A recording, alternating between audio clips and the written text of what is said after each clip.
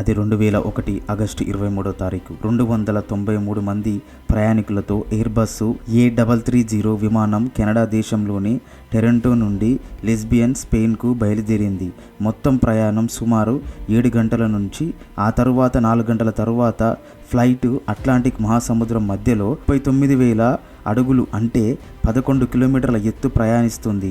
అది అట్లాంటిక్ మహాసముద్రం. ఫ్లైట్లో నుండి కిందకు చూస్తే ఎక్కడా మట్టి కనిపించదు, మొత్తం నీళ్లు ఉంటాయి. ఆ సమయంలో విమానం పూర్తి వేగంతో లిస్బియా వైపు ప్రయాణిస్తుంది. అదే సమయాల్లో విమానంలోని పెట్రోల్ లీక్ అవ్వడం జరిగింది. భారీ ఎత్తున పెట్రోల్ లీక్ అవుతుంది. విమానం యొక్క 2 ఇంజన్స్ ఫెయిల్ అయ్యాయి. సహజంగా ఇలాంటి పరిస్థితులు వచ్చినప్పుడు ఫ్లైట్లోని ఎమర్జెన్సీ ల్యాండింగ్ చేస్తారు. బట్ ఈ విమానం అట్లాంటిక్ మహాసముద్రం మధ్యలో ఉంది. ఎటువైపు చూసినా భూమి అనేది కనపడలేదు. ఆ విమానానికి దగ్గరలో ఉన్న ఎయిర్పోర్టు 128 కిలోమీటర్ల దూరంలో ఉంది. ఎయిర్పోర్టు చేరుకోవాలంటే 30 నిమిషాల కంటే ఎక్కువ సమయం పడుతుంది. పైలట్స్ దగ్గర లేదు. 2 ఇంజన్స్ పూర్తిగా ఫెయిల్ అయ్యాయి. అలాగే విమానం మొత్తం ఎలక్ట్రిసిటీ కట్ అయిపోయింది. ఆ సమయాల్లో పైలట్స్కి 2 దారులున్నాయి. ఫ్లైట్ని సముద్రం పైన ల్యాండ్ చేయడం లేదా ఫ్లైట్ని ఎయిర్ ద్వారా దగ్గరలో ఉన్న ఎయిర్పోర్టుకు తీసుకువెళ్ళడం. సముద్రంపై ల్యాండింగ్ అనేది చాలా ప్రమాదకరంలా అని ఫ్లైట్ని ఎయిర్ ద్వారా 120 కిలోమీటర్ల దూరంలో ఉన్న ఎయిర్పోర్ట్కి తీసుకెళ్లడం ఇంకా ప్రమాదం, చాలా కష్టం. దీంతో పైలట్స్కి ఏం చేయాలో అర్థం కాలేదు. ఆ తర్వాత ఏం జరిగింది, ఫ్యూల్ ఎలా లీక్ అయింది, ఎందుకు లీక్ అయింది, ఫ్లైట్లో ఉన్న 293 మంది ప్రయాణికులకు ఏం జరిగింది తెలుసుకోవాలంటే వీడియోని పూర్తిగా చూడండి. వీడియో చాలా ఇంట్రెస్టింగ్గా ఉంటుంది. ఎండ్ వరకు చూడండి. నచ్చితే లైక్ చేయండి, సబ్స్క్రైబ్ చేసుకోండి. ఈ విమానం ఎయిర్ ట్రాన్స్లేట్ అనే కంపెనీకి చెందింది. ఈ కంపెనీ కెనడా దేశంలో 3వ అతిపెద్ద ఫ్లైట్ కంపెనీ. ఈ కంపెనీ ఫ్లైట్స్ లోకల్ ట్రావెల్స్కి చెయ్యదు. ఎక్కువగా ఇంటర్నేషనల్ ట్రావెల్సే చేస్తుంది. ఎక్కువగా టూరిస్ట్ కంట్రీస్కి మరియు టూరిస్ట్ ప్లేస్కి ఈ కంపెనీ విమానాలు తీసుకెళ్తాయి. ఈ కంపెనీలో బోయింగ్, LMXT, ఎయిర్బస్ కంపెనీస్కి చెందిన విమానాలు ఉంటాయి. ఈ విమానాల్లో ఎయిర్బస్ A330 కూడా ఒకటి. ఈ విమానం చాలా పెద్దగా ఉంటుంది. అలాగే ఈ విమానానికి 2 ఇంజన్స్ ఉంటాయి. 1994లో మొట్టమొదటిసారిగా ఈ విమానం వాడకంలోకి వచ్చింది. ఈ విమానం హైలీ టెక్నాలజీతో పనిచేస్తుంది. కంప్యూటర్ సిస్టమ్స్తో ఆపరేట్ అవుతుంది. ఈ విమానం ఎక్కువ శాతం ఆటో పైలట్గా నడుస్తుంది.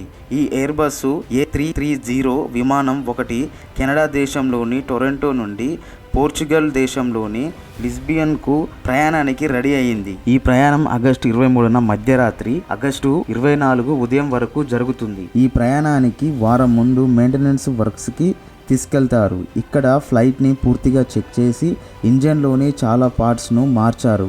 మెయింటెనెన్స్ రూమ్లో ఫ్లైట్కి కావలసిన చెకప్స్ జరిగాయి. ఈ సర్వీసింగ్లో అంతా బాగానే ఉంది.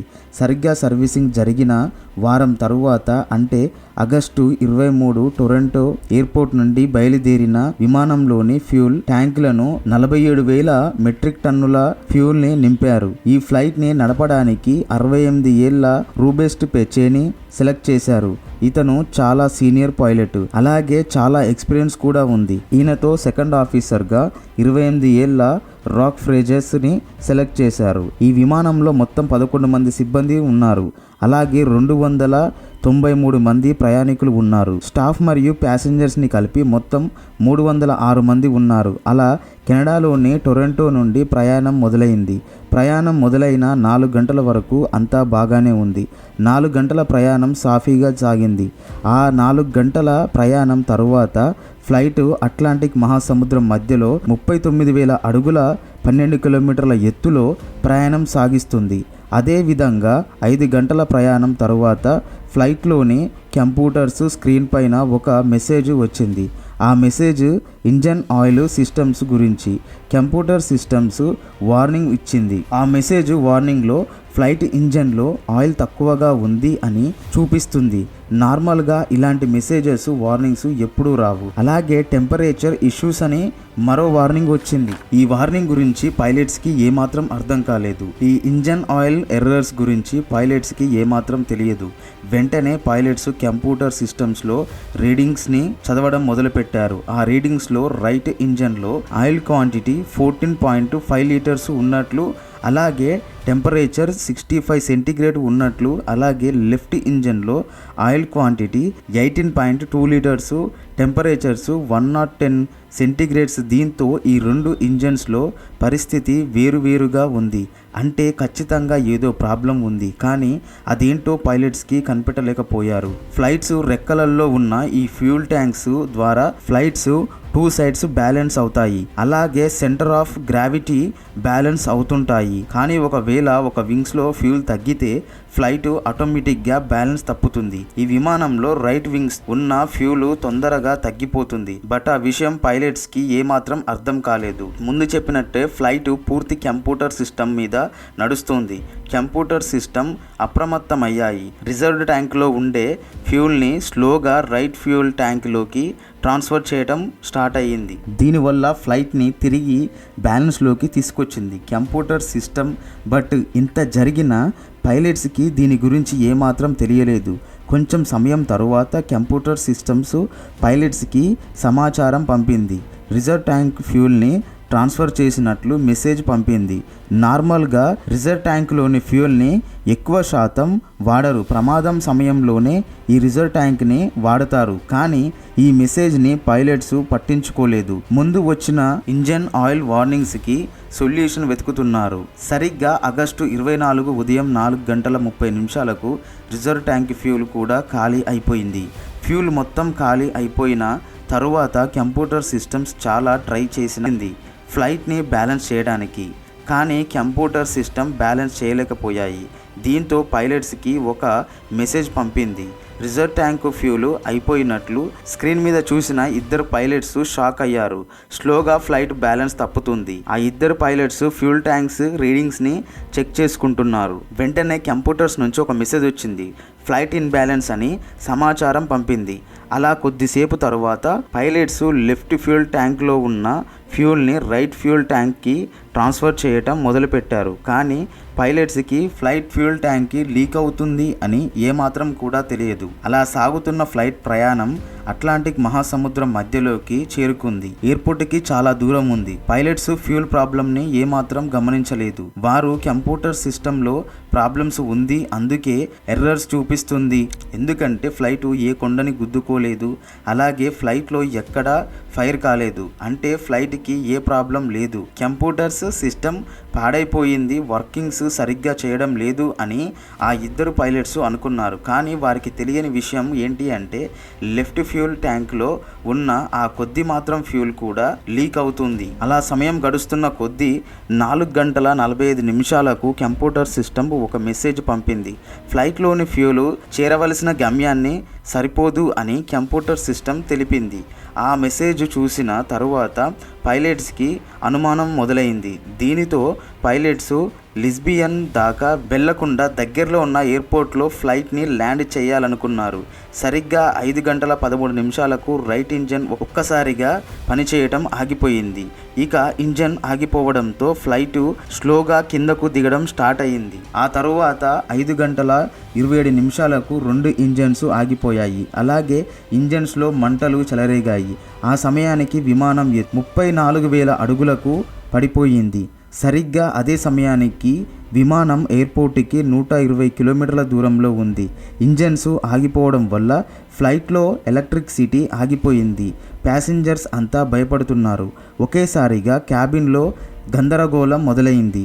ఫ్లైట్లో ఉండే ఇంజనీర్స్ బ్యాటరీ ద్వారా ఎలక్ట్రిసిటీని ఆన్ చేశారు. దాంతో కొన్ని సిస్టమ్స్ మాత్రమే పనిచేశాయి. దాదాపు అన్ని సిస్టమ్స్ ఆగిపోయాయి. ఈ ఎమర్జెన్సీ బ్యాటరీతో కొన్ని సిస్టమ్స్ని ఆన్ చేశారు. ఎమర్జెన్సీ బ్యాటరీ కూడా కొద్దిసేపు మాత్రమే ఉంటుంది. కాగా పైలట్స్కి ఉన్నది ఒకటే మార్గం, గ్లైడింగ్. సాధారణంగా ఫ్లైట్ ఇంజన్స్ ఫెయిల్ అయినప్పుడు గ్లైడింగ్ పద్ధతి పాటిస్తారు. ఈ గ్లైడింగ్తో ఫ్లైట్ని కింద పడిపోకుండా కంట్రోల్ చేయవచ్చు. కానీ 120 కిలోమీటర్ల దూరంలో ఉన్న ఎయిర్పోర్ట్ వరకు గ్లైడింగ్ చేయటం అనేది చాలా కష్టం. ఆ సమయానికే ఏమాత్రం కిందికి దిగలేదు, స్లోగా ముందుకు సాగింది. అలా 19 నిమిషాలు గ్లైడింగ్ చేస్తూ దగ్గరలో ఉన్న ఎయిర్పోర్ట్ సమీపంలోకి ఫ్లైట్ వెళ్ళింది. ఫ్లైట్ వెళ్తుంది. దీంతో పైలట్స్కి నమ్మకం కలిగింది.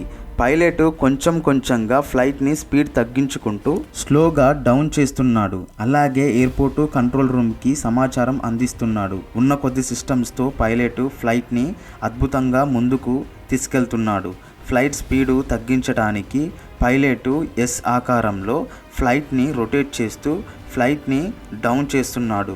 సరిగ్గా 5:45 ఉదయం ఫ్లైట్ నేలను తాకింది. ఎయిర్ బస్ రన్వేపై విమానం ల్యాండ్ అయ్యింది. టైర్స్ నేలను గట్టిగా ఢీకొట్టడంతో ఫ్లైట్ టైర్స్ పేలిపోయాయి. పైలట్ ఫ్లైట్ ని ఆపడానికి సడన్ బ్రేక్స్ వేశాడు. దీంతో ఫ్లైట్ టైర్స్ లో మంటలు చెలరేగాయి. కొద్ది దూరం విమానం స్కిడ్ అవుతూ వెళ్ళింది. స్లోగా ఒక దగ్గర విమానం ఆగింది. ఎయిర్పోర్ట్ లో ఉన్న ఫైర్ ఇంజిన్ ఆఫీసర్స్ వచ్చి టైర్స్ కి ఉన్న మంటలను ఆర్పారు. ఆ తరువాత ఫ్లైట్ లో ఉన్న 7 ఇంజనీర్స్ తలుపులను ఓపెన్ చేసి 293 మంది ప్రయాణికులను సేఫ్ గా బయటకు పంపించి ఇలా బ్రతికి బయటకు వస్తారని ప్యాసింజర్స్ ఎవ్వరూ ఊహించలేదు. కానీ పైలట్స్ తన ధైర్య సాహసాలతో ప్రయాణికులను ఒక్కసారిగా ఈ వార్త ప్రపంచమంతా వ్యాపించింది. విమానం నడిపిన పైలట్స్ కి ప్రపంచమంతా ప్రశంసల వర్షం కురిపింది. అలాగే ఈ పైలట్స్ లకు సూపరేరియో ఎయిర్ మ్యాన్షిప్ అవార్డుని కూడా అందజేశారు.